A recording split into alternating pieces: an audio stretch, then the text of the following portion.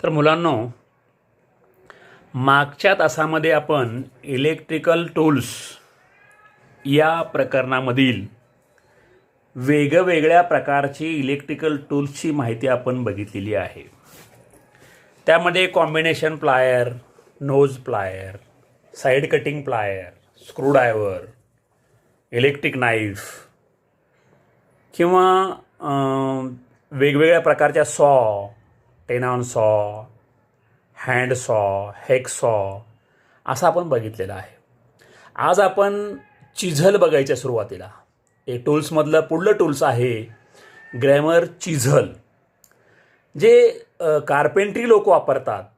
ज्या चिझल म्हणजे छन्नी, ज्या चिझलला हँडल असतं आणि एक ब्लेड असतं पुढल्या बाजूला, आणि याचं ब्लेड हे कास्ट स्टीलपासून बनवतात आणि या ब्लेडची लांबी 6 इंच इतकी असते आणि हे शार्प असतं आणि याचं विड्थ किती असतं 1/4 इंच ते 2 इंचापर्यंतची विड्थ असते.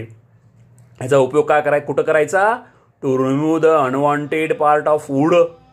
लाकडामध्ये तुम्हाला चौकोनी छिद्र पाडायचं असेल, गोल छिद्र पाडायचं असेल किंवा नको असलेला भाग लाकडाचा काढायचा असेल तर त्या ठिकाणी हे कार्पेंट्री चिझल जे आहे किंवा ग्रॅमर चिझल जे आपण ज्याला म्हणतो, आकृतीमध्ये याची रचना दाखवलेली आहे. हे लाकडाचं असं हँडल असतं आणि हे पुन्हा इथं हे ब्लेड असतं किंवा त्याचं वर्किंग फेस असतं. याला हे कार्पेंट्री चिझल म्हणतात किंवा ग्रॅमर चिझल्स म्हणतात. अशा प्रकारेची रचना असते. सुतार लोक वापरतात बघा हे. आणि याचं प्रिकॉशन जर तुम्हाला बघायचं असेल तर या प्रिकॉशनमध्ये सेफ्टी प्रिकॉशन आपण म्हणलं तर पहिलं प्रिकॉशन आहे don't like use a screwdriver. या चिझलचा उपयोग स्क्रूड्रायव्हर सारखा करायचा नाही. स्क्रूड्रायव्हर म्हणून उपयोग याचा करायचा नाही. दुसरं आहे चिझल शुड बी हॅमर्ड थ्रू मॅलेट. या चिझलवरती मॅलेट किंवा हॅमरनं ठोकायचं नाही. हॅमर्ड करायचं नाही याला मॅलेटनं. चिझल शुड बी हॅमर्ड थ्रू मॅलेट. हॅमरनं नाही ठोकायचं. हॅमरिंग कशानं करायचं? मॅलेटनं करायचं. मॅलेट म्हणजे एक प्लॅस्टिकचा हातोडा असतो, लाकडाचा हातोडा असतो, एबोनाईटचा हातोडा असतो. त्याला काय म्हणतात?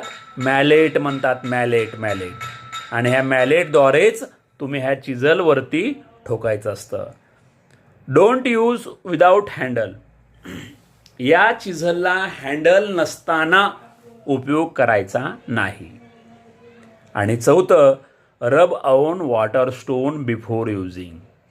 हे अशी जी चिझल आहे, ही चिझल उपयोग करण्याच्या अगोदर रब म्हणजे घासायची. कशावर? Water stone. कुरुंदाचं जातं म्हणतो आपण आपला विळा असेल किंवा चाकू असेल त्या एखाद्या विशिष्ट अशा दगडावरती घासतो बघा. त्याला धार देत असतो, शार्प करतो. त्याला काय म्हणायचं? रब ऑन वॉटर स्टोन. पूर्वीचे लोक जात्यावरती विळा लावायचे. घरी कुरुंदाचं जातं असायचं किंवा दगड असायचा, त्या दगडाला काय म्हणायचं? वॉटर स्टोन म्हणायचं त्याला. त्याच्यावरती रब करायचं उपयोग करण्याच्या अगोदर. हे झाले ग्रॅमर किंवा कार्पेंट्री चिझल म्हणजे छन्नी.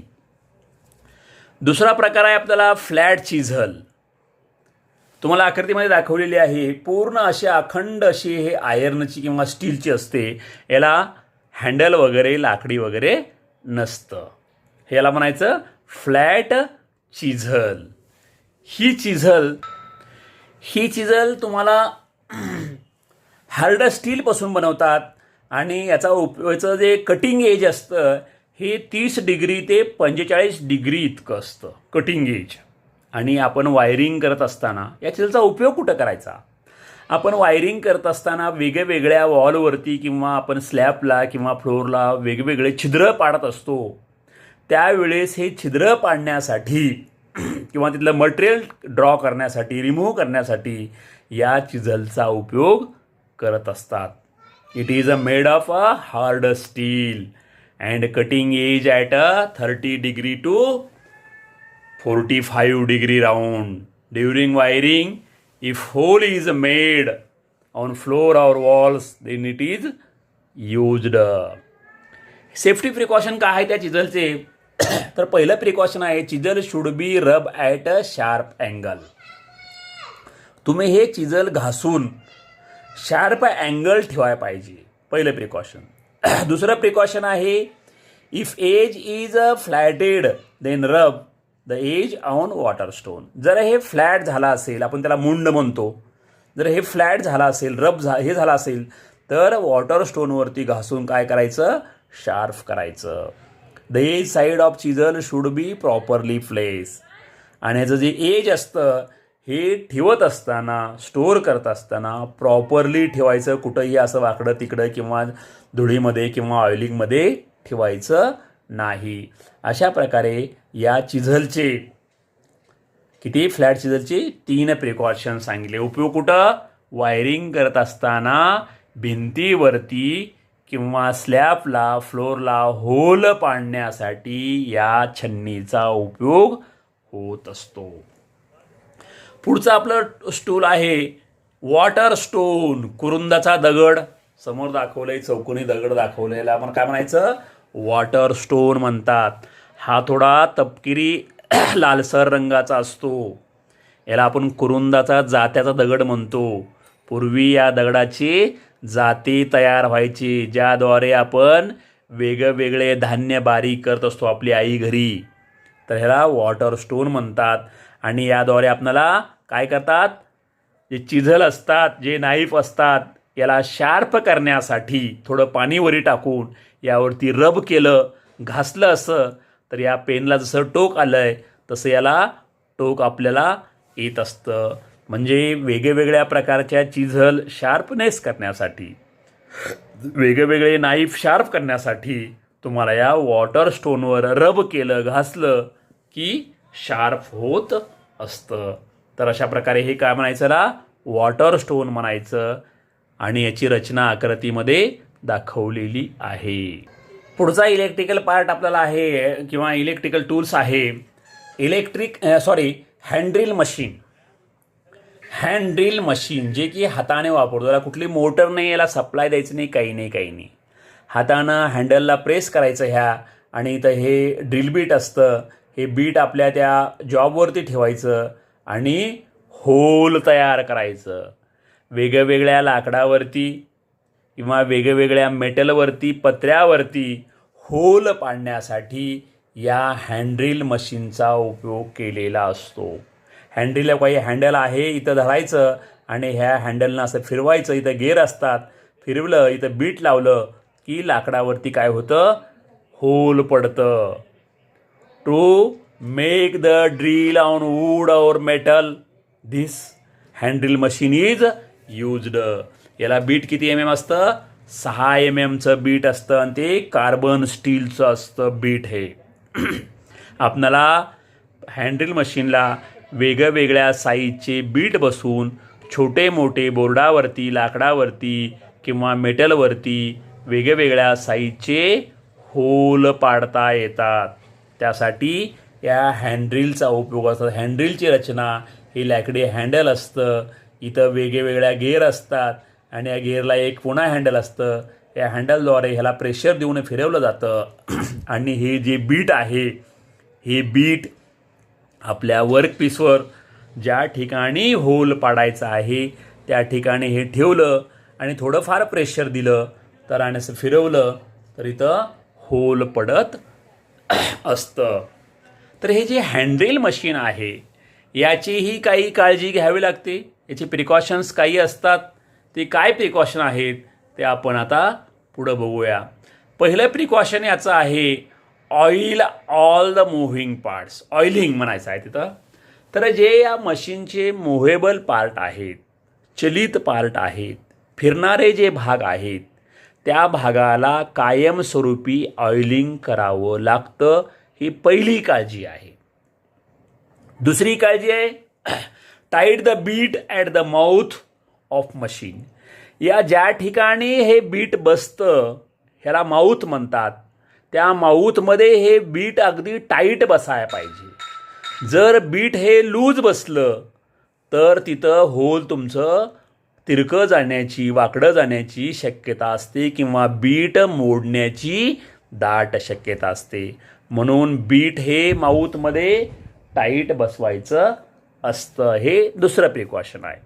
तिसरं प्रिकॉशन आहे before using drill machine centre पंच the point of the drill. हे ड्रिल मशीन उपयोग करण्याच्या अगोदर ज्या भागावरती होल पाडायचा आहे त्या ठिकाणी सेंटर पंच घेऊन, एक सेंटर पंच असतं, त्या सेंटर पंचनं खुणा करायच्या, पॉइंट आउट करायचं, तिथं होल बारीक पाडायचा आणि मग त्या ठिकाणी हे बीट टेकवायचं आणि मशीन चालवायची आणि होल असं पाडायचं असतं. तिसरं प्रिकॉशन. चौथं प्रिकॉशन, आफ्टर मेकिंग होल, हे होल बनल्यानंतर मशीन किंवा बीट बाहेर काढत असताना त्या मशीनचं हँडल जे आपण फिरवतो ते अपोजिट डायरेक्शननं फिरवायचं. म्हणजे काय होईल, त्यामधलं मटेरियल बाहेर येईल आणि ड्रिल काय होईल, वर येईल. आफ्टर मेकिंग होल तयार झाल्यानंतर to remove drill bit the handle should be moved म्हणजे फिरवा इन अपोजिट डायरेक्शन. हे चौथं प्रिकॉशन आहे. चौथं प्रिकॉशन. पाचवं आहे don't apply much pressure on small drill bit. लहान प्रकारचं बीट असेल, छोटं होल पाडायचं असेल तर आपल्या त्या हँडलच्या मशीनवरती जास्त प्रेशर द्यायचं नाही, जोर लावायचा नाही. काय होतं, बीट तुटतं आणि आपली ड्रिलिंग थांबते. म्हणून डोंट अप्लाय म्हणजे देऊ नका, मच म्हणजे जास्त प्रेशर ऑन बीट. आणि शेवटचं आहे drill bit should be kept in a box. तुमचं हे सगळं झाल्यानंतर हे ड्रिल बीट काढून कुठं ठेवायचं असतं, बॉक्समध्ये ठेवायचं असतं. त्याचे वेगवेगळे बॉक्स असतात. अशा प्रकारचे हे 6 वेगवेगळ्या निगा किंवा काळजी किंवा त्याला आपण प्रिकॉशन म्हणतो, हे प्रिकॉशन या ड्रिल मशीनचे घ्यायला पाहिजे. तरी कोणती मशीन आहे, हँड ड्रिल मशीन. याद्वारे काय करायचं, लाकडावरती, बोर्डावरती किंवा वेगवेगळ्या मेटलवरती वेगवेगळ्या साईजचे होल तयार करण्यासाठी, होल पाडण्यासाठी या मशीनचा उपयोग करतात. या मशीनचं जे बीट असतं कशापासून बनतात, कार्बन स्टील किंवा हाय स्टीलपासून बनवत असतात. पुढचा आपला टूल्स आहे पोकर. आपण म्हणू याला ब्रॉडवेल स्क्वेअर पॉइंटेड म्हणतात किंवा याला पोकर म्हणतात, टोचा म्हणतो आपण.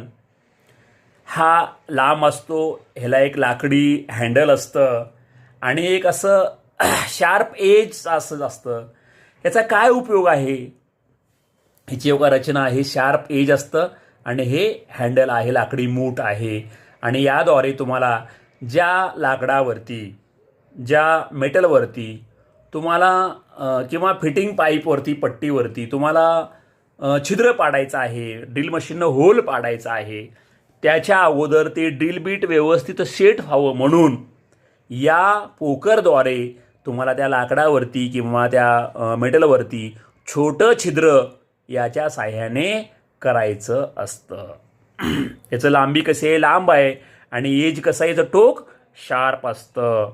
आणि before tightening the screw in wood किंवा लाकडामध्ये स्क्रू बसवण्याच्या अगोदर, एखाद्या बोर्डावरती आपल्याला स्क्रू बसवायचा आहे, तो स्क्रू बसवण्याच्या अगोदर तो स्क्रू व्यवस्थित टेकत नाही, त्याला स्क्रूड्रायव्हर व्यवस्थित बसता येत नाही, म्हणून छोटं होल या पोकरद्वारे करतात आणि छोट्या होलमध्ये ते स्क्रू बसवायचं. एक बार स्क्रू टेकला की नंतर स्क्रूड्रायव्हरच्या सहाय्याने काय करायचं, ते असं टाईट करायचं. तर अशासाठी छोटे होल करण्यासाठी या पोकरचा उपयोग करतात. तर या पोकरचे प्रिकॉशन काय काय आहेत. पहिलं प्रिकॉशन आहे keep the tool with sharp age.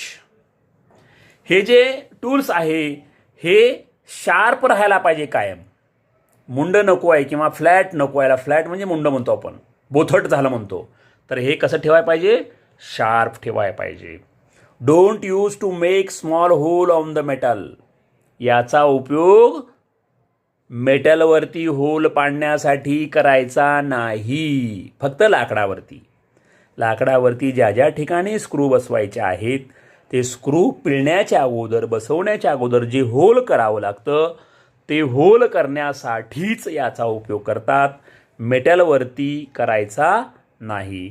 असे 2च प्रिकॉशन तुम्हाला इथं दिलेले आहेत. तर हे झालं पोकर आपण ज्याला म्हणतो. पुढचं आपलं टूल आहे आता पिन्सर. पिन्सर तुम्ही आकृतीमध्ये दाखवलं आहे. हे सगळं शार्प लोखंडी असतं किंवा यावरती जे मूठ असते इथून हे जे हँडल असतं हे एकतर असं कोटिंग असतं, यावरती हे इन्सुलेटेड असतं, प्लॅस्टिकची कोटिंग असते किंवा नसतं पण. आणि या ठिकाणी तुम्हाला या पिन्सर जे आहे यामध्ये खिळा पकडला जातो.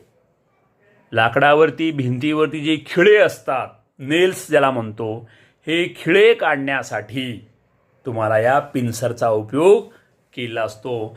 ही जी बॉडी ही आयर्नची असते आणि वरची कोटिंग हे इन्सुलेटेड असतं. रचना हे आकृतीत दाखवल्याप्रमाणे असते. इथं एज आहे, हे वर्किंग फेस याला म्हणतो आपण. आलं लक्षात?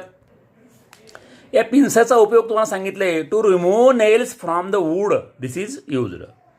लाकडामध्ये ज्या ज्या ठिकाणी खिळे मारलेले असतात आणि काही कारणास्तव ते खिळे काढायचे असतात, ते खिळे काढण्यासाठी या पिन्सरचा उपयोग केलेला असतो. ह्याचं सेफ्टी प्रिकॉशन एकच आहे, do not use like hammer. या पिन्सरला हॅमरसारखा उपयोग करू नका. हॅमर हातात नसताना ह्याद्वारे कसलंही हॅमरिंग किंवा ठोकायचं नाही. हॅमरिंग म्हणजे ठोकणे. तर हॅमरसारखा उपयोग करायचा नाही. पुढचं टूल्स आहे आपल्याला गिलमीट. आपण ज्याला गिरमीट म्हणतो बघा, सुतारापाशी असतं, कार्पेंटरपाशी म्हणतो. लाकडामध्ये छिद्र पाडतो, मशीन नसताना, लाईट नसताना, बरोबर आहे. हातानं फिरवतो आणि छिद्र पाडतो. To make the small holes in wood this tool is used. It has wooden handle and a cross type head size according to diameter. ह्याला एक लाकडी हँडल असतं, क्रॉस. काही हँडल इथं हात पकडता येतं आणि हे कार्बन किंवा हे आयर्नच असतं आणि ह्याला अशा थ्रेड असतात आणि या बीटद्वारे तुम्हाला लाकडामध्ये छोटे छोटे छिद्र पाडता येतात, बरोबर आहे. त्याला काय म्हणायचं? गिलमीट म्हणतात, गिलमीट. तर हे एक आपलं टूल्सच आहे. लाकडावरती विदाऊट करंट, विदाऊट मोटरच्या साह्यानं हातानं फिरवून छिद्र पाडण्यासाठी, लाकडावरती होल पाडण्यासाठी या गिलमीटचा उपयोग करत असतात. आलं लक्षात? या गिलमीटचे सेफ्टी प्रिकॉशन आपल्याला बघायचे आहेत. प्रत्येकात सेफ्टी प्रिकॉशन आहेत. पहिलं सेफ्टी प्रिकॉशन गिलमीटचं आहे do not use without handle. Handle नसताना उपयोग करू नका. करता येत नाही, हँडलच नाही वरी प्रेशर द्यायला, कसं करता येईल? येणार नाही. दुसरं आहे handle should not be loose. जर हँडल असेल आणि ते हँडल जर लूज असेल तर तसं लूज हँडल वापरू नका, अशी काळजी घ्या. तिसरं आहे do not use on nails. ज्या ठिकाणी लाकडावरती खिळे आहेत, अत्यंत खिळे आहेत आणि तुमच्या होलमध्ये जर हे खिळे लागणार असतील तर अशा ठिकाणी हे गिलमीट वापरू नका. लाकडावरती खिळे असलेल्या लाकडावर होल पाडण्यासाठी अशा गिलमीटचा उपयोग करायचा नाही. आणि चौथं use straight way, otherwise head part will be break. तुम्ही हे गिलमीट वापरत असताना एकदम स्ट्रेट वापरायला पाहिजे, सरळ. वाकडं जर धरलो तुम्ही तर हे तुटतं, मोडतं, होल क्रॉस जातं, अवघड पडतं. म्हणून ह्याचा उपयोग कसा करायचा? असा स्ट्रेट ठेवायचं लाकडावरती, स्ट्रेट असं असं सरळ, आणि वरी प्रेशर द्यायचं आणि मग फिरवायचं, मग होल पडत असतं. अशा प्रकारचे हे 5-4 प्रिकॉशन तुम्हाला ह्या गिलमीटसाठी दिलेले आहे. त्याची आकृती पण तुम्हाला दाखवलेली आहे, उपयोग पण सांगितलेला आहे की लाकडावरती फुलं पाडण्यासाठी. यानंतरचं आपलं टूल आहे रावल प्लग टूल किट म्हणायच्याला. का म्हणायचं? Rawal plug tool kit. हे बघा अशी साईज असते यामध्ये. यामध्ये हे बीट असतं आणि हे पोकर असतं. यामध्ये 2 भाग असतात. हे असं शार्प असतं, हे कार्बन स्टीलचं असतं आणि हे दुसऱ्या साध्या आयर्नचं किंवा मेटलचं असतं. याचा उपयोग काय? तर ज्यावेळेस आपण लाईट फिटिंग करत असतो, आपणाला भिंतीवरती वेगवेगळे पाईप किंवा पट्ट्या बसवण्यासाठी छिद्र पाडायची असतात. त्या कॉन्क्रीटमध्ये छिद्र पाडायचे असतात. ते छिद्र पाडण्यासाठी या रावल प्लगचा उपयोग होत असतो. याला छिद्र असतात. असं तुम्ही हे छिद्र असं हॅमरनं ठोकलं तर याच्यामधलं भिंतीमधलं निघालेलं मटेरियल या छिद्रामधून या बीट पोकरमध्ये येतं आणि इथून बाहेर पडत असतं. म्हणून याचा उपयोग कुठं? वायरिंग करत असताना, लाईट फिटिंग करत असताना, ज्यावेळेस आपल्याला कॉन्क्रीटला किंवा भिंतीवरती छिद्र पाडायचे असतात, होल पाडायचे असतात, ते होल पाडण्यासाठी या टूलचा उपयोग करतात. हे 2 भाग आहेत. एक बीट आहे आणि दुसरं आहे होल्डर आहे. हे होल्डर म्हणायचं, ना बीट म्हणायचं. हे कार्बन स्टीलचं असतं, हे आयर्नचं असतं. आणि ह्याचे प्रिकॉशन्स काय आहेत? Do not use metal. मेटलवरती होल पाडण्यासाठी उपयोग करायचा नाही. पहिलं प्रिकॉशन. दुसरं आहे do not throw on floor. ते असं फ्लोअरवर हिबाळून टाकायचं नाही. While making hole on walls after making small drip move the bit. ज्यावेळेस आपण हे ठोकून होल पाडतो त्यावेळेस हे काढत असताना हळूच उलट्या दिशेनं फिरवायचं, म्हणजे ते बीट बाहेर निघत असतं. अशा प्रकारच्या काळजी तुम्ही या रावल प्लगसाठी घ्यायला पाहिजे. रावल प्लगचा उपयोग लाईट फिटिंग करत असताना भिंतीवरती किंवा कॉन्क्रीटवरती तुम्हाला छिद्र पाडण्यासाठी केला जातो. आलं लक्षात? यानंतर पुढचं आपल्याला टूल्स आहे, हँड टूल्स आहे आपल्याला बॉल पेन हॅमर. हॅमर म्हणजे सगळ्याला माहीत आहे बघा. हॅमर म्हणजे हातोडी. हातोडीनं आपल्याला वेगवेगळ्या प्रकारच्या हातोड्या आहेत. पहिलं बॉल पेन हॅमर आहे, क्रॉस पेन हॅमर आहे, क्लॉ हॅमर आहे, मॅलेट आहे, आणखीन एक 4-5 प्रकारच्या हॅमर आपल्याला आहेत. तर या हॅमरचा उपयोग काय असतो?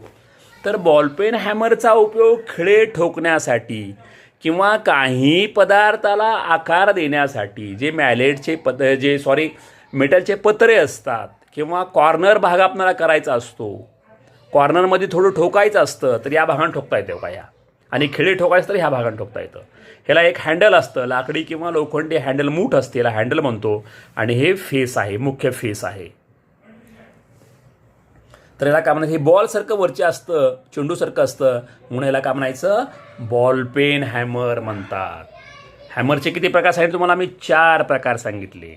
Ball peen hammer, cross peen hammer, claw hammer आणि मॅलेट. हे मुख्यतः 4 प्रकार आहेत. त्यामधला कुठला प्रकार आहे? ही बॉल पेन हॅमर. हा जनरल आहे. याद्वारे वेगवेगळ्या लाकडावरती, मेटलवरती, कॉन्क्रीटवरती खिळे ठोकले जातात. किंवा एखादा पत्रा असेल तो बेंड झाला असेल तो सरळ करता येतो, किंवा कॉर्नरमध्ये आपल्याला गोल राऊंड मारायचं असेल पत्र्याचं तर याद्वारेही आपल्याला उपयोग करता येतो. कोणता हॅमर आहे? Ball pen.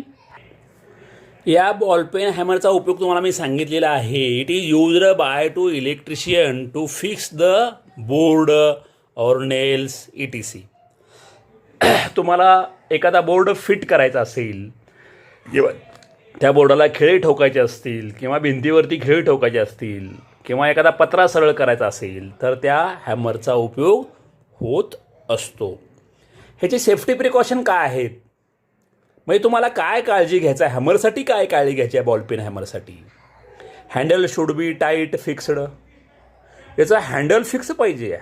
हॅमरचं, हातोडीचं जर हँडल फिक्स नसेल, पक्क नसेल तर हातोडीचं फेस ते उडून दुसरीकडे जाईल, कुणाला इजा होईल, लागलं ॲक्सिडेंट होईल. म्हणून काय पहिलं precaution, handle should be tight fixed. आलं लक्षात. दुसरं प्रिकॉशन आहे, do not use loose handle hammer. जर लूज असेल, जर हातोडीचं हँडल लूज असेल तर तशी हातोडी किंवा हॅमर वापरू नका. आणि तिसरं आहे, do not use on hard steel. Hard स्टीलवर हे हॅमर वापरायचं नाही, कारण त्याचा फेस खराब होत असतो. तर अशा प्रकारे हे कोणता हॅमर संपलं इथं, बॉलपेन हॅमर. आलं लक्षात. बॉलपेन हॅमरचे सेफ्टी प्रिकॉशन तुम्हाला मी सांगितलेले आहेत. आता हातोडी, हॅमर म्हणजे हातोडी, या हातोडीचे किंवा हॅमरचा दुसरा प्रकार तुम्हाला मी सांगितला होता, क्रॉसपेन हॅमर. कोणता, क्रॉसपेन हॅमर. दुसरा सांगितलं काय, हे जे माथा जे आहे का क्रॉस आहे का, क्रॉस आहे, क्रॉस दिसते का तुम्हाला आकृतीमध्ये, क्रॉस माथा आहे का, आणि हे फेस आहे, आणि हे हँडल आहे त्याचं का, हे आपण याला हे हँडल म्हणतो. याचा हँडल लाकडी असतं किंवा लोखंडी असतं, इथे फिक्स असतं. असे कोणता हॅमर आहे, क्रॉसपेन हॅमर. माता क्रॉस असल्यामुळं याला क्रॉस पेन म्हणलेलं आहे. पहिल्याचा गोल होता म्हणून त्याला बॉल पेन म्हणलेलं आहे. To bend the sheet metal, this type of hammer is used. तुम्हाला सीट मेटल म्हणजे तुम्हाला धातूच्या जे पत्रे असतात ते पत्रे तुम्हाला बेंड करायचे असतील, तुम्हाला वाकवायचे असतील, विशिष्ट त्याला कोन निर्माण करायचा असेल तर ह्या हॅमरचा उपयोग होत असतो. हे सुद्धा आयर्नचं किंवा स्टीलचं असतं, आणि हे लाकडाचं किंवा पत्र्याचं हे पाईपचं असतं. हे मुख्य स्पेस हार्ड असतं, आणि ह्याद्वारे तुम्हाला वेगवेगळ्या मेटलला, पत्र्याला, मेटल सीट म्हणजे पत्रे, याला बेंड करता येतात, वेगवेगळे आकार देता येतो. तर त्यासाठी या क्रॉसपेन हॅमरचा उपयोग करतात. आपल्याला पत्र्याला पन्हाळी बनवायचं असेल, पन्हाळी करायचं असेल तर या ठिकाणाहून आपल्याला याचा उपयोग करून करता येत असतो. आलं लक्षात. आणि याचे प्रिकॉशन, सेफ्टी प्रिकॉशन काय आहेत, तर पहिलं सेफ्टी प्रिकॉशन याचं आहे, असं आहे, handle should be tight fixed. तेच आहे, याचं पण हँडल फिक्स ठेवायला पाहिजे. हँडल लूज करून जमत नाही. Do not use loose handle hammer. Loose असेल तर वापरायचं नाही. आणि don't use on hard steel. Hard लोखंड असेल, हार्ड स्टील असेल तर त्यावरती हे हॅमर वापरायचं नाही. अशा प्रकारची 3 प्रिकॉशन, 3 काळजी तुम्हाला इथं सांगितलेल्या आहेत. आलं लक्षात. तर हा हॅमरचा कुठला प्रकार संपला, क्रॉसपेन हॅमर दुसरा प्रकार संपला. आलं लक्षात. आता आपल्या सिलेबसला आपल्याला तिसरा प्रकार दिलेला नाही, डायरेक्ट चौथा प्रकार दिला आहे. त्याचं नाव आहे मॅलेट. मॅलेट म्हणजे लाकडी हातोडा असतो, एबोनाईटचा हातोडा असतो. हे लोखंडाचा कुठलाच भाग नसतो, याला का असतात रचना का गोल असे असते. आणि it is made of wood और सोलोनाइट और ebonite to fix the side cover motor. This type of hammer is use. या हातोडीचा उपयोग कुठं करतात, ज्यावेळेस आपण वाइंडिंग करतो, मोटर भरतो, त्यावेळेस ते आपल्या कॉईलला आकार देण्यासाठी, कॉईलवरती ठोकण्यासाठी या मॅलेटचा उपयोग करतात.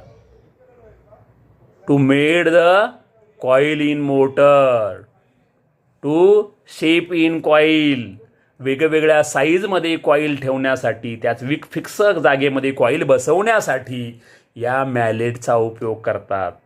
किंवा जी सुताराची जी चिजल होती, गिलमिट चिजल, त्यावरती या मॅलेटनं ठोकून लाकडाला खाचा मारतात किंवा अनवॉन्टेड भाग काढतात. असे ह्याला काय म्हणायचं, मॅलेट म्हणायचं. याच्यामध्ये कुठलाही भाग लोखंडाचा, आयर्नचा, स्टीलचा, धातूचा नसतो. आलं लक्षात. ह्याचे सेफ्टी प्रिकॉशन काय आहेत, don't use on hard metal other than copper and aluminium. याचा उपयोग हार्ड मेटलवरती करायचा नाही, जास्तीत जास्त कॉपर किंवा अल्युमिनियमवरतीच करायचा ठोकण्यासाठी, कारण ते मऊ असतं कॉपर आणि अल्युमिनियम, तिथं ठोकावं तेवढ्यासाठी. परंतु दुसऱ्या हार्ड मेटलवर याचा उपयोग करायचा नाही. किंवा don't use to hammer the nails. खिळे ठोकण्यासाठीही या हातोडीचा उपयोग करायचा नाही. तिसरं कोणतं आहे? मॅलेट. तुम्हाला आणखीन एक सांगितलं तुम्ही क्लॉ हॅमर आपल्याकडे सिलेबस दिसना गेलं इथं. क्लॉ हॅमर म्हणजे खिळे काढायची हातोडी. लाकडामध्ये तुम्ही ते जे हे असतात बांधकाम करणारे मिस्त्री असतात त्यांचं जे फर्निचर लाकडं मारले असतात त्याला आपण काय म्हणतो ते सेंटरिंग मारले असतं. त्या सेंटरिंगला जे खिळे असतात ते खिळे काढतात बघा. त्या हॅमरच्या वरल्या तोंडाला असं क्लॉ असतं. त्या क्लॉनं काय करतात ते खिळे काढत असतात, उकडत असतात. त्याला म्हणायचं क्लॉ हॅमर. ते आपल्या इथं दाखवलेलं नाही. तुम्हाला नंतर मी अजून पुस्तकात जर असेल तर ते दाखवतो किंवा शिकवतो. आणि तर हे असे आपले हॅमरचे इथं 3 प्रकार तुम्हाला सिलेबसला दिलेले आहेत. कोणते कोणते? Ball peen hammer, cross peen hammer आणि मॅलेट. बॉल पेन हॅमरचा उपयोग खिळे ठोकण्यासाठी, बोर्ड बसवण्यासाठी. क्रॉस पेन हॅमरचा उपयोग तुम्हाला जे लोखंडी पत्रे असतात त्या पत्र्याला वेगवेगळे आकार देण्यासाठी होतो. आणि मॅलेटचा उपयोग तुम्हाला कॉईलला आकार देण्यासाठी, वाइंडिंगला आकार देण्यासाठी होत असतो. आलं लक्षात? पुढचा आपला हत्यार आहे किंवा टूल्स आहे electric soldering iron. Electric soldering iron. ज्यावेळेस आपण वायरचे जोड पकडणं मारतो आणि हे जोड आपणाला पक्के व्हावे, तिथं व्होल्टेज डाऊन होऊ नये, व्होल्टेज ड्रॉप होऊ नये, जोड निघू नये म्हणून त्यावरती आपण काय करतो, सोल्डर पेस्ट घेऊन या मशीनद्वारे सोल्डरिंग करतो. सोल्डरिंग ह्यामध्ये एक कॉईल असते आणि सोल्डरिंग बीट आहे आणि त्याला सप्लाय देत असतो. सप्लाय दिल्यानंतर ही कॉईल इथं गरम होते आणि हे बीट हॉट होतं.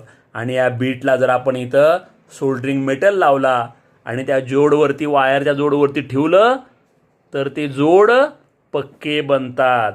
इलेक्ट्रॉनिकच्या दुकानामध्ये, टी व्हीच्या दुकानामध्ये, टेपच्या दुकानामध्ये हे सोल्डरिंग गन असतात बघा, याला सोल्डरिंग आयर्न म्हणतात.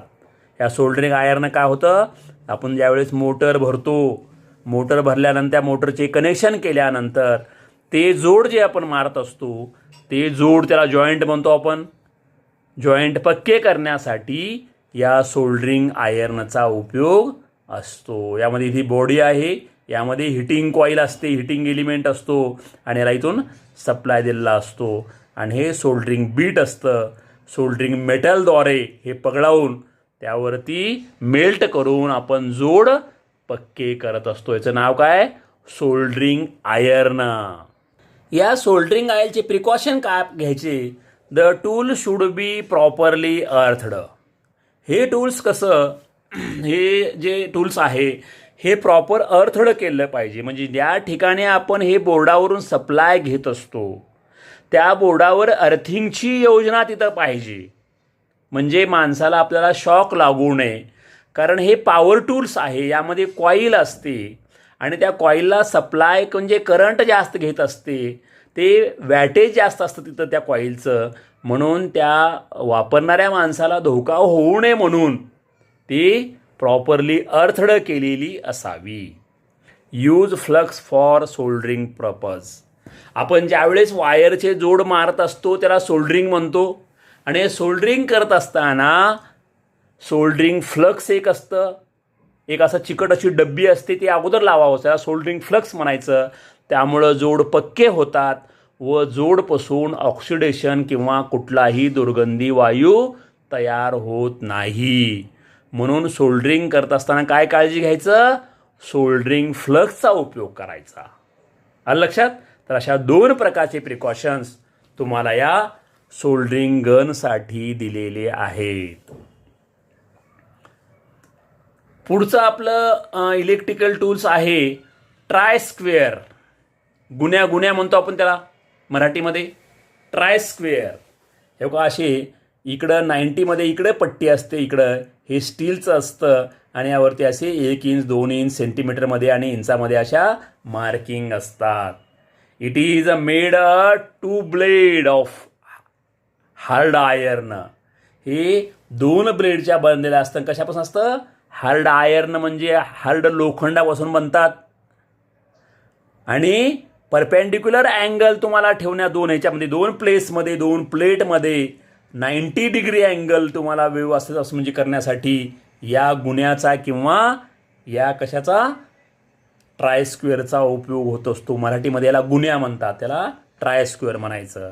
आपल्याला व्यवस्थित लाईनिंगमध्ये आपल्याला एखादा जॉब तयार करायचा असेल, परपेंडिक्युलरमध्ये एखादा जॉब आपल्याला मेड करायचा असेल, लाकडाचा असेल किंवा लोखंडाचा असेल, तर तो व्यवस्थित लाईनिंगमध्ये यावा, परपेंडिक्युलर यावा म्हणून या आपल्याला ट्राय स्क्वेअरचा उपयोग केलेला असतो किंवा करतात. ह्याचे सेफ्टी प्रिकॉशन काय आहेत? Do not use like hammer, याचा सुद्धा हॅमरसारखा उपयोग करायचा नाही पहिला. आणि blade should not be loose, ह्याच्या ब्लेड जर लूज असतील तर याचा अँगल चुकत असतो. 90 कोणामध्ये आपला जॉब येत नाही म्हणून ह्याच्या दोन्ही ब्लेड अशा लूज नको आहेत, त्या फिक्स असायला पाहिजेत. असं याचे 2 प्रिकॉशन्स आहेत. काय याचं नाव? Try square. आता या प्रकरणामधलं आपलं शेवटचं जे टूल्स आहे स्पॅनर सेट. स्पॅनरला मराठीमध्ये आपण पाना म्हणतो. वेगवेगळ्या प्रकारचे पाने असतात. आता पाना नाही म्हणायचं, आपण काय म्हणायचं त्याला? स्पॅनर म्हणायचं. Spanner, SPANNER, spanner. तुमच्या समोर दाखवलेलं आहे स्पॅनर. हे बघा, इकडं 12चा आहे, इकडं 14चा आहे असं समजू आपण. ह्याला कोणता स्पॅनर म्हणायचं? फ्लॅट स्पॅनर म्हणायचं. त्याला फ्लॅट स्पॅनर. दुसरा असतो तो रिंग स्पॅनर असतो. गोल असतो बघा, असायचं हे तोंड असं, इकडं गोल असतं, असं मध्ये खाचा असतात आणि असे पट्टी असते, इकडं पण गोल असं खाचा असतात. याद्वारे तुम्हाला नटबोल्ट टाईट किंवा लूज करता येतात. बरोबर आहे? तर स्पॅनरचे अनेक प्रकार आहेत. तुम्हाला दाखवला तो फ्लॅट स्पॅनर आहे, हा रिंग स्पॅनर आहे. दुसरा एक बॉक्स स्पॅनर असतो. त्यानंतर ॲडजस्टेबल स्पॅनर आहे. आणखीन असे विविध प्रकारचे स्पॅनर पाने आपण ज्याला म्हणतो, जे की वेगवेगळ्या साईजचे नटबोल्ट टाईट करण्यासाठी किंवा लूज करण्यासाठी याचा उपयोग होतो. ज्या ठिकाणी फ्लॅट स्पॅनर चलत नाही त्या ठिकाणी रिंग स्पॅनर वापरतात. ज्या ठिकाणी फ्लॅट आणि रिंग स्पॅनर चलत नाही त्या ठिकाणी बॉक्स स्पॅनर वापरतात. आणि ही तिन्ही चलत नाही त्या ठिकाणी ॲडजस्टेबल स्पॅनर वापरत असतात. अशा प्रकारचे हे स्पॅनर सेट असतात. सेट म्हणजे यामध्ये वेगवेगळ्या साईज असतात. 2 नंबरचा आहे, 4 नंबरचा आहे, 6 नंबर आहे, 8 नंबर आहे, 10 आहे, 12 आहे, 14 आहे, 18 आहे, 20 आहे, 22 आहे, असे म्हणून हे सेट असतो. आणि याचा उपयोग तुम्हाला सांगितलं, to fix or loose the nut and bolts. It is made of cast steel. Size of spanner set is marked on it. It can be 1 head or both head. एक सिंगल हेडचं पण असतं आणि 2 बाजूला पण त्याचे हेड असतात. हे फ्लॅट स्पॅनर झालं. किंवा रिंग स्पॅनर असेल, बॉक्स स्पॅनर असेल, वेगवेगळे स्पॅनर असतात. ह्याचे सेफ्टी प्रिकॉशन काय आहेत बघा. कुठलाही स्पॅनर असू द्या, रिंग असू द्या, बॉक्स असू द्या, ॲडजस्टेबल असू द्या, डोंट यूज लाईक हॅमर. हॅमरसारखा उपयोग करू नका. या स्पॅनरनं तुम्ही कशावरही ठोकू नका. पहिलं प्रिकॉशन आहे. दुसरं precaution, while loosening or tightening the screw don't hammer on other end. तुम्ही स्क्रू किंवा नट याच्यानं जर तुम्ही टाईट आणि फिट करत असाल, टाईट किंवा लूज करत असाल, त्यावेळेस ह्याच्यावर हॅमरनं ठोकू नका. तुम्ही हे काम करत असताना एखादं स्क्रू म्हणा किंवा नट बोल्ट म्हणा टाईट किंवा लूज करत असाल तर त्यावरती जर बसत नसेल प्रॉपर, तर त्यावरती हॅमरनं, हातोडीनं ठोकू नका. Width of mouth should be same everywhere. ज्या साईजचा नट आहे, बोल्ट आहे, स्क्रू आहे, त्याच साईजचा, त्याच तोंडाचा स्पॅनर तिथं वापरावा. तुम्ही लूज किंवा दुसरा जर आता ॲडजस्टेबल वापरलो तर त्यामुळं काय होतं, त्या बोल्टचं नटचं काय होतं, हेड खराब होतं, स्लिप झाला म्हणतो आपण, आणि पुन्हा तिथं ते स्पॅनरचा उपयोग करता येत नाही. म्हणून अशा प्रकारचे 3 प्रिकॉशन्स तुम्ही या स्पॅनरसाठी घ्यायचे आहेत. तर आपलं या दुसऱ्या प्रकरणामधील हे जे टूल्स आहेत, इलेक्ट्रिकल टूल्स, हे इथं संपलेले आहेत. काही नाही, मी एवढे टूल्स सांगितले. प्रत्येकाची आकृती येणं आवश्यक आहे, प्रत्येकाचा उपयोग सांगता येणं आवश्यक आहे, आणि 2 किंवा 3 काळजी या टूलसाठी काय प्रिकॉशन घ्यावं हे एवढ्या 3च गोष्टी यासाठी महत्त्वाच्या आहेत. एक कोणतं, त्या टूलची आकृती काढता आली पाहिजे, टूलचा उपयोग सांगता आला पाहिजे, आणि टूलची निगा कशी राखायची हे सांगता आलं पाहिजे, लिहिता आलं पाहिजे. एवढ्या प्रत्येक टूलसाठीच या आहेत. या आकृतीवरून, त्या उपयोगावरून, त्या प्रिकॉशन्सवरून तुम्हाला या इलेक्ट्रिकल टूलची ओळख इथं झालेली आहे. तर अशा प्रकारे आपलं हे इलेक्ट्रिकल टूल्स अँड सिम्बॉल्स हे पेपर पहिल्यामधलं 2रं प्रकरण इथं संपलेलं आहे. तर 11वीच्या सर्व मुलांना सूचना आहे, परत मी डबल सांगतो, यांनी काळजीपूर्वक ऐकावं.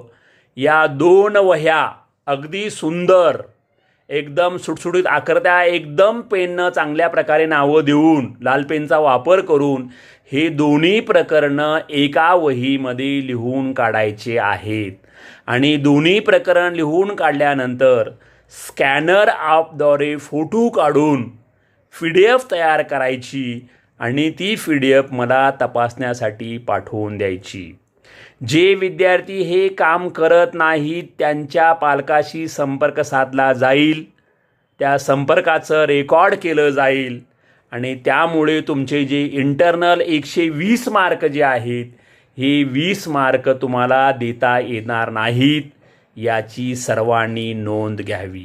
जर हे व्हिडिओ जर पालक ऐकत असतील तर पालकांनीही आपल्या विद्यार्थ्यांना सूचना देऊन हा अभ्यासक्रम पूर्ण करण्यास भाग पाडावे, किंवा या आकृत्या काढायची प्रॅक्टिस करावी, त्याची उपयोग पाठ करण्याची प्रॅक्टिस करावी. हे सगळा अभ्यास वेळेवर करत राहावा. आपले हे पहिल्या पेपरचे 2 प्रकरणं इथं संपलेली आहेत. सागर सरचं एक पेपर दुसऱ्याचं पहिलं प्रकरण चालू आहे, त्याचेही नोट्स मी टाकलेले आहेत, आणि त्या पुढचं जे त्याने शिकवले त्याच्या पुढचे नोट्स मी टाकतो, ते मात्र वेगळ्या वहीत लिहायचे आहेत. आलं लक्षात? तर ठीक आहे, ओके.